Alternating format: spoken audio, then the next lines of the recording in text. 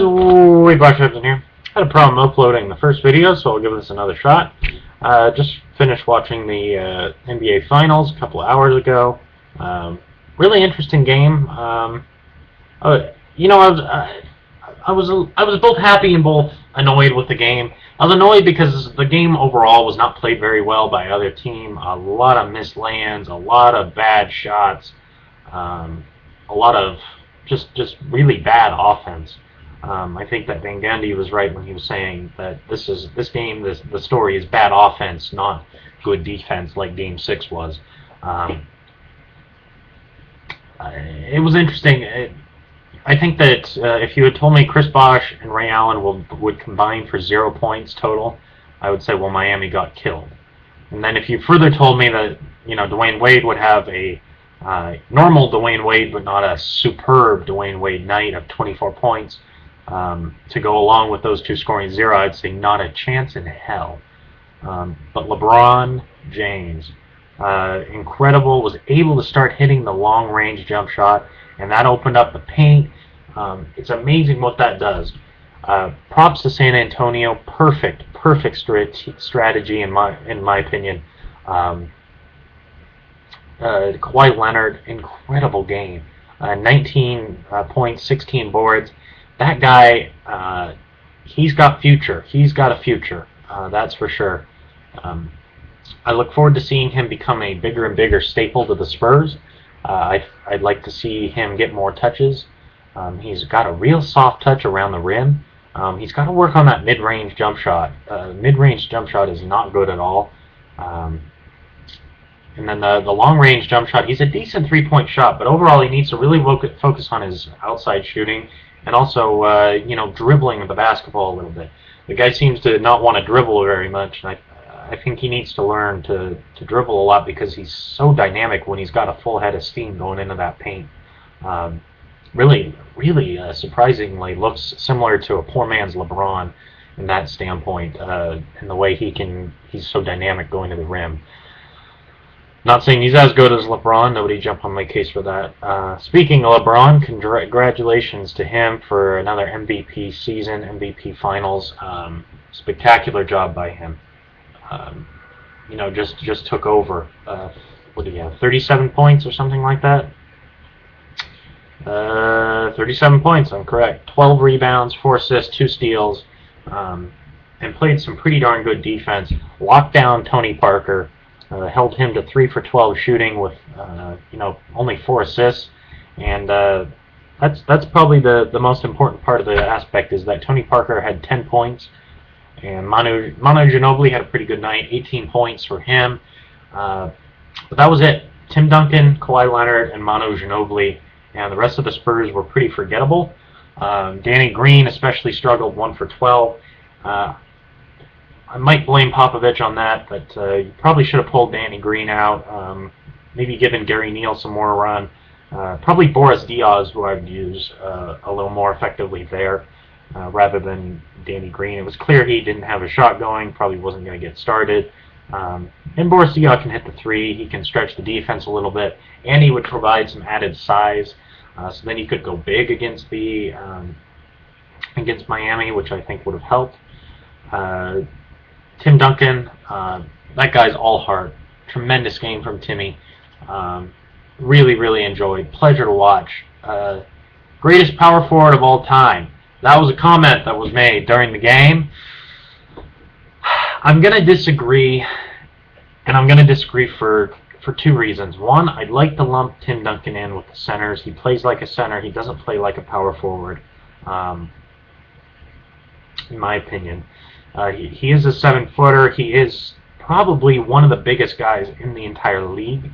And so that's why I don't really consider him a center in today's NBA. Back in the 90s, early 2000s, totally agree, but we're talking about a 7-footer who's 260, 270 pounds, weighed even more earlier on in his career.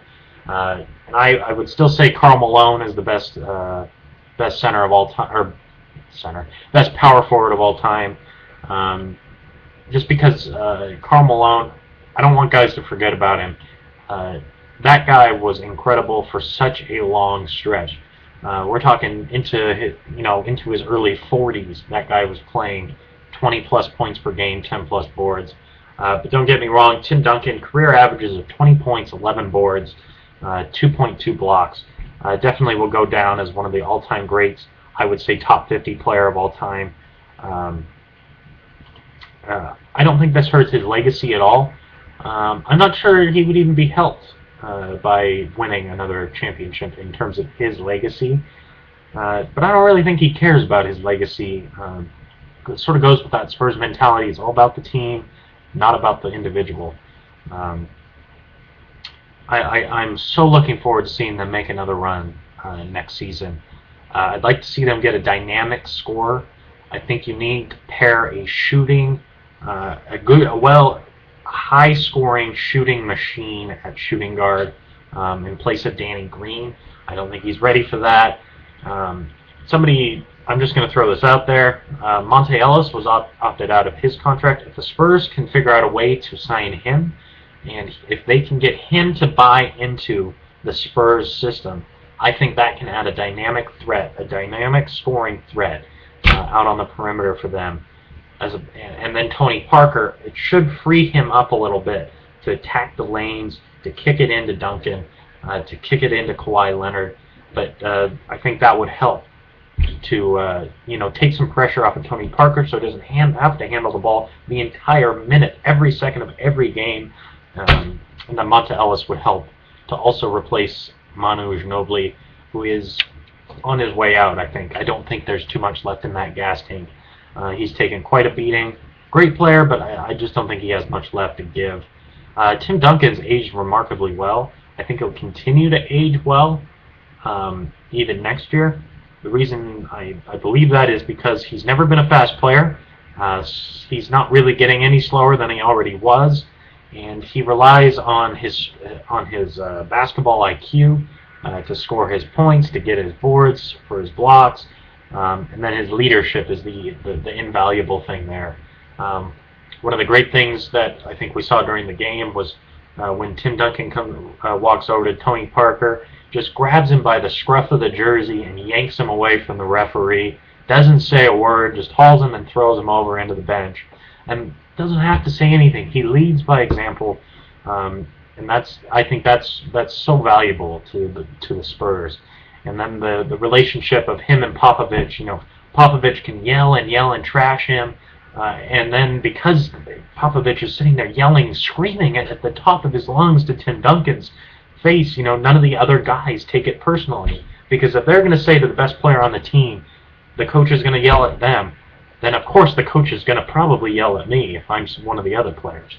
But overall, just a tremendous game, tremendous series, really. It's not one of the all-time great series, but it was an entertaining season, an entertaining series, and I really look forward to seeing what's going to happen next year. I don't think there's anybody that's going to touch Miami in the East again. Miami's got some things they can work on. I think that the Spurs showed a lot of flaws in the Miami team, but those are flaws that can be overcome. I'd really like to see them get a point guard. I can't stand Mario Chalmers. God, played 40 minutes, and the guy had 2 assists as your point guard. You've got to get more assists out of a point guard than 2 assists, and he had 4 turnovers in that time as well. Shot well below 50% from the field. So hopefully they can go find somebody to play some point guard. Anybody. Actually, go out and get Steve Nash. The Lakers don't care. Haul him over here and have him back up for a little bit. Teach somebody. Groom a point guard. Groom a proper point guard. And then hopefully they can get somebody in the draft who's also, somewhat decent. But get Steve Nash to play a Jason Kidd-like role for the Knicks, but for Miami, I would say. And then also make sure you try and lock up Birdman, because you need a backup center, and he's provided tough, good defense down low for them.